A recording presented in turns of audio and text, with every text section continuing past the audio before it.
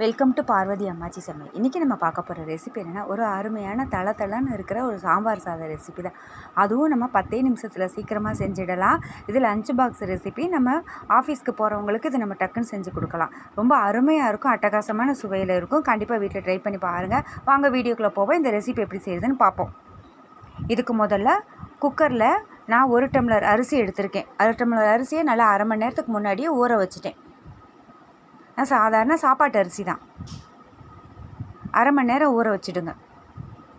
அதுக்கு 1 டம்ளர் அரிசிக்கு அரை டம்ளர் பருப்பு, துவரம் பருப்பு, அதையும் நல்லா ஊற வச்சுட்டு அரை மணி நேரம். 1 டம்ளருக்கு அரை டம்ளர் கரெக்டாக இருக்கும். இதில் நல்லா ஒரே ஒரு முருங்கைக்காய் பொடி பொடியாக நறுக்கி அதையும் சேர்த்துக்கிட்டு, கேரட்டு ஒரு கேரட்டு, இது நீங்கள் பீன்ஸ் வேணால் கூட நீங்கள் பீன்ஸ் சேர்த்துக்கலாம்.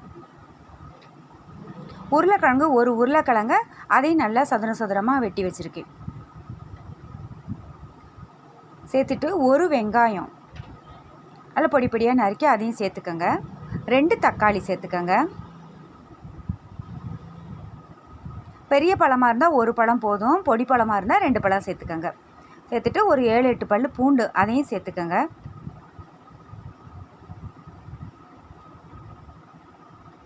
சேர்த்துட்டு அரை ஸ்பூன் மஞ்சள் தூள், 1/4 ஸ்பூன், அரையிலேருந்து கால்லேருந்து அரை ஸ்பூன் சேர்த்துக்கோங்க. ஒரு கொஞ்சோண்டு 1/4 ஸ்பூன் அளவுக்கு பெருங்காயத்தூள் சேர்த்துக்கோங்க. சேர்த்துட்டு நல்ல தண்ணி நல்லா கொஞ்சம் கூடுதலாகவே ஊற்றிக்கோங்க. நம்ம எப்பொழுதுமே 1 டம்ளருக்கு 3 டம்ளர் தண்ணி வைப்போம். இது கொஞ்சம் கூடுதல், 5 டம்ளர் அளவுக்கு தண்ணி ஊற்றிக்கோங்க.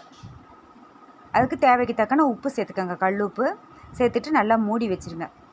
குக்கரை மூடி ஒரு 5 விசில் வச்சு எடுத்துருங்க. நல்லா கலந்து கொடுத்துருங்க.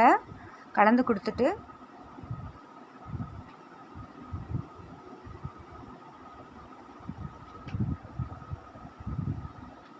நல்லா குழையணும் அரிசி.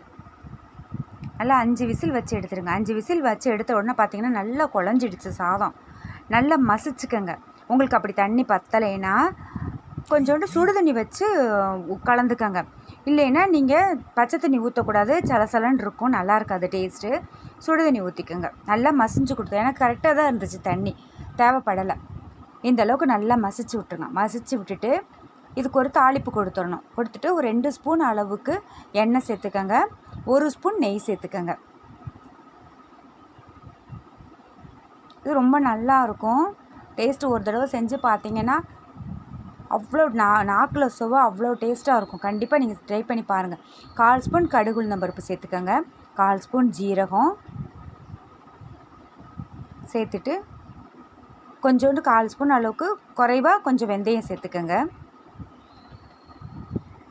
நல்லா பொரியட்டும். பொரிஞ்ச உடனே சாம்பார் பவுடர் 2 ஸ்பூன், அது நீங்கள் வீட்டில் அரைச்ச சாம்பார் பவுடராக இருந்தாலும் பரவாயில்ல, கடையில் வாங்கின சாம்பார் பவுடராக இருந்தாலும் பரவாயில்ல, 2 ஸ்பூன் சேர்த்துக்கோங்க. கரிஞ்சிடக்கூடாது. ஒரு சின்ன லெமன் சைஸ் அளவு புளி சேர்த்துக்கோங்க. லெமன் சைஸ் அளவு புளியை கரைச்சி வச்சுருக்கேன். ஏற்கனவே நம்ம தக்காளி வேறு சேர்த்துருக்கோம், அதனால் பார்த்து சேர்த்துக்கோங்க. புளிப்பு கூடிருச்சுன்னா டேஸ்ட் நல்லா இருக்காது. சின்ன லெமன் சைஸ் அளவு புளியை நல்லா கரைச்சிக்கோங்க. கரைச்சிட்டு நல்லா கொதிக்கட்டும். அதனுடைய அந்த புளியினுடைய வாசனையும் போகணும், அந்த மசாலா தூளினுடைய வாசனையும் நல்லா போகட்டும். நல்லா தளன்னு கொதித்த உடனே இந்த நம்ம சாம்பார் சாதம் வேக வச்சு வச்சுருக்கோம்ல, அரிசியும் பருப்பும் அதில் கலந்துருங்க. கலந்துட்டு நல்லா கலந்து கொடுத்துருங்க.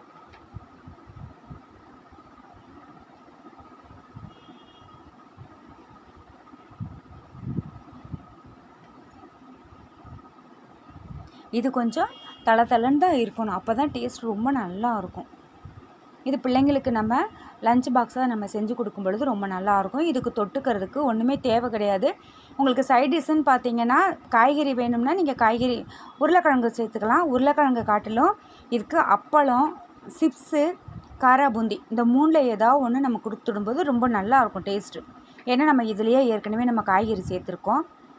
ஜவ்வரிசி வத்தல் எல்லாம் வீட்டில் வச்சுருப்போம் பார்த்திங்களா, அதை கூட நம்ம பொரித்து நம்ம சைடிஷாக வச்சுக்கலாம். இந்தளவு லூஸாக இருக்கணும். இதில் கொத்தமல்லி தழை தூவி இறக்கிடுங்க, அவ்வளோதான்.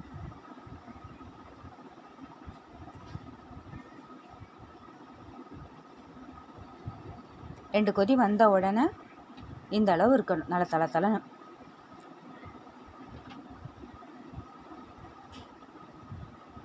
நல்லா கிள்ளி போட்டு இறக்கிடுங்க.